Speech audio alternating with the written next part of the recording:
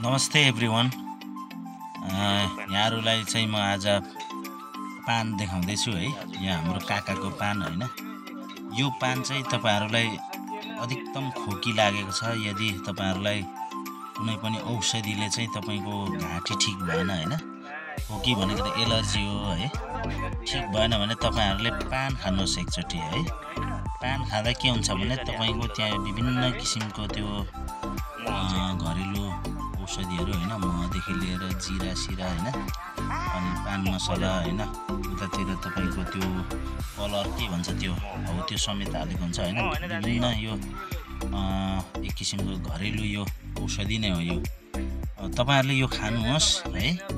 यदि तपाईहरुले यो खानुभयो भने यदि तपाईहरुलाई राम्रो हुन पनि सक्छ। यदि बढी नै खोकी लाग्छ, तपाईहरुको विभिन्न एलोप्याथिक औषधि, होमियोप्याथिक औषधिहरु खाँदा पनि ठीक भएन भने चाहिँ तपाईहरुले मज्जाको पान पसलमा गएर हैन, हामी त आखिरी हामी यो खैनी चुरोट नखाने मान्छेले सकिँदैन है।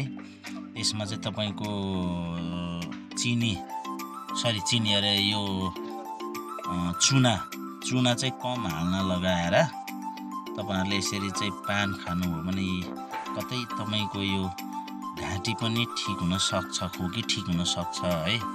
मैले पनि यो सुनेकै भएर मैले पनि खाँदै छौं हैन। हामी धेरै जना साथीहरुले यो खाँदै छौं, 8 जना साथीहरुले खाँदै छौं है।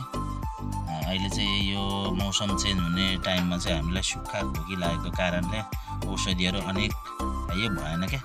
मैले यो खाँदा चाहिँ अलिकति बेस्ट भयो हैन, बेटर भयो भनौं न हैन। अब यो खाएपछि चाहिँ अलिकति बेटर बेस्ट हुन्छ भन्ने चाहिँ मलाई लागिरहेको छ है।